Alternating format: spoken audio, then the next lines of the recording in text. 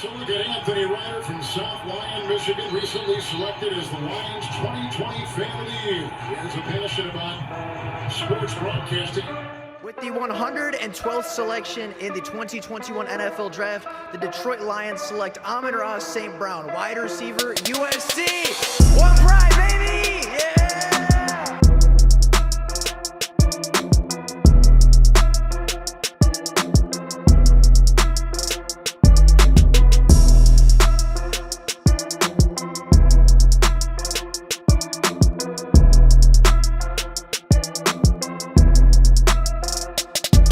What is going on, everybody? Welcome back to another Detroit Lions video. Now, a couple of days ago, I asked you guys what kind of content did you guys want to see? With just over 2 weeks until the NFL draft, what kind of content did you want to see leading up to the 2023 NFL draft? And a lot of you guys responded with late round gems, players that you haven't heard of, players that you might not know a whole lot about, and players that could be potential late round steals to add to the list of Brad Holmes steals. So with that being said, today I want to look at a couple defensive playmakers, a couple playmakers that aren't expected to go until day 3 of the NFL draft, players that aren't very highly touted as far as the NFL scouts are concerned, or at least the NFL media is concerned, but talk about guys that could fill immediate roles on day 1 despite being day 3 selections, and guys that I think just aren't quite getting talked about enough for the play that they put on in their college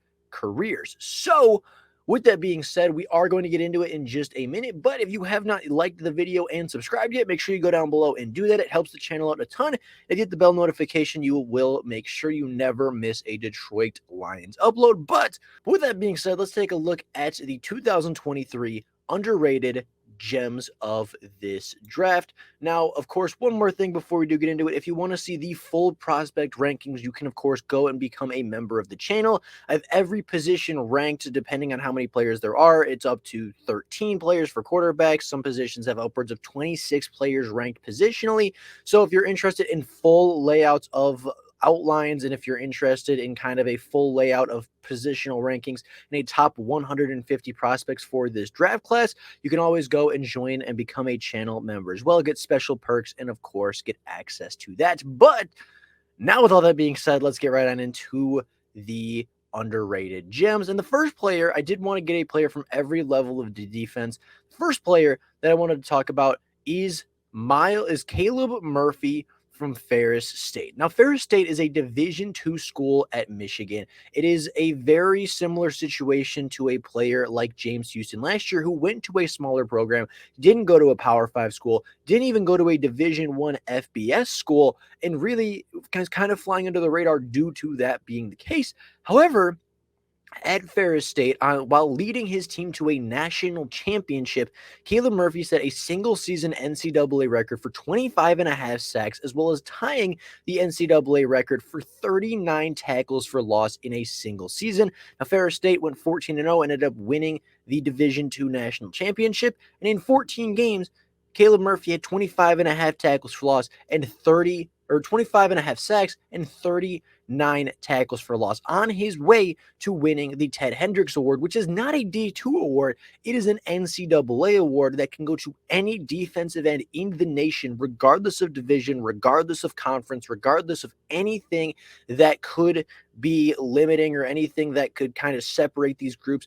Every single defensive end in the nation, regardless of division, regardless of conference, regardless of anything like that, is available for this award, and it was given to Caleb Murphy. Now, Caleb Murphy is projected as of right now to be a 5th to 7th round selection, and there are some people that do not have him being drafted at all. There are people that have him as a very late and not even a priority undrafted free agent, and I think that's quite honestly ridiculous. Now, Ferris State tape admittedly is very hard to come across, but based on the numbers and the things that I have seen from Caleb Murphy, I think taking a 6th, 7th round flyer on him, kind of like we did with James Houston last year, letting somebody that's so productive and clearly so talented into your roster, can only help you on day 3.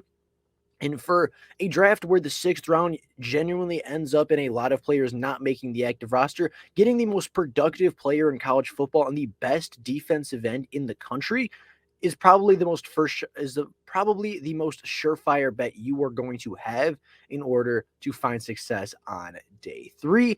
Now, moving back a little bit and moving back a step into the defense, the second player and the second gem I wanted to talk about today is DeMarvion Overshown. Now, this is a player that is projected to go somewhere in the either really late round 3 or very early round 4. He is somebody that I have projected right around the top 100 of this NFL class.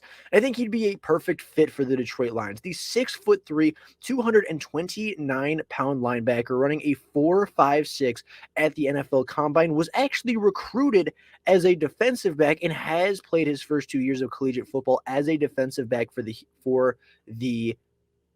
for the Texas Longhorns, but did make the transition to linebacker, did put on a little bit of weight, and played really well. Last year for the Longhorns, played 12 games, played 712 snaps.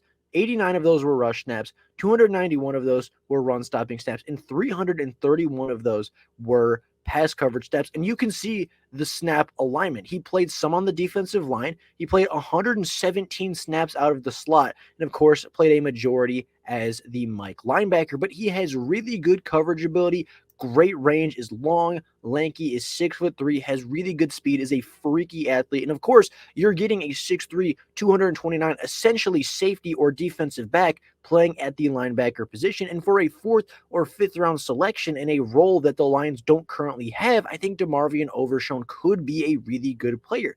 In his career at Texas, having 249 tackles, 30.5 tackles for loss, 9 sacks, 3 interceptions, 3 forced fumbles, and 3 fumble recoveries, with 17 passes defended, most of which coming from the linebacker position, not the defensive back position.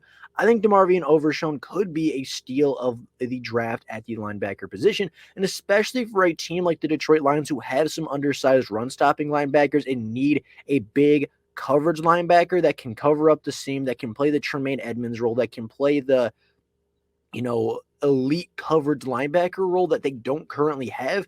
I think DeMarvion Overshown from Texas would be the perfect player to come in and fit that role. Now, one of my favorite players in this draft class, and I think one of the most underrated players in this entire class, is Jair Brown, the defensive back from Penn State. Standing at 5'11", 203 pounds and running a 4.6 540. He's not going to blow you away athletically, but his instincts are so incredibly good. Playing 13 games in back-to-back seasons for the Nittany Lions. Last year playing 679 snaps.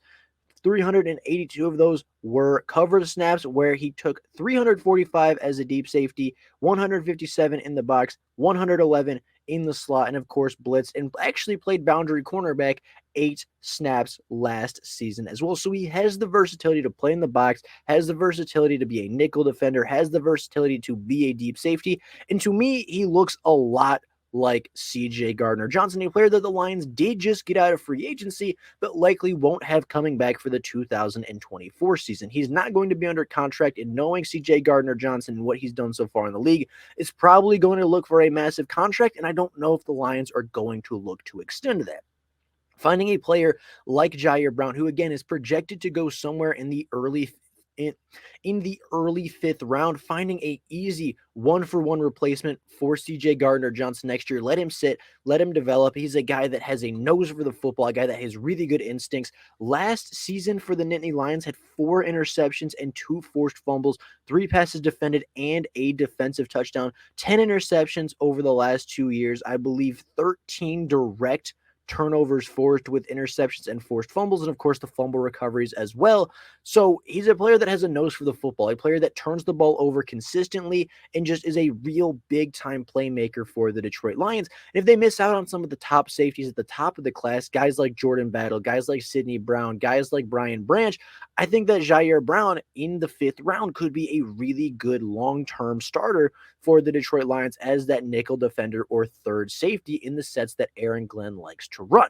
Now, taking a look at the final gem of today, we're going to look at Corey Trice, the defensive back from Purdue. Now, the Purdue Boilermaker stands at 6'3", 206 pounds, and 4.47 speed. He is a really, really good athlete and really put together himself a good shutdown season last year, playing 13 games for the Purdue Boilermakers last year, having 359 coverage snaps, 44 targets, and just 21 receptions allowed 220 yards, 1 touchdown through the air, and had 2 interceptions, giving him a passer rating allowed of just 51.3.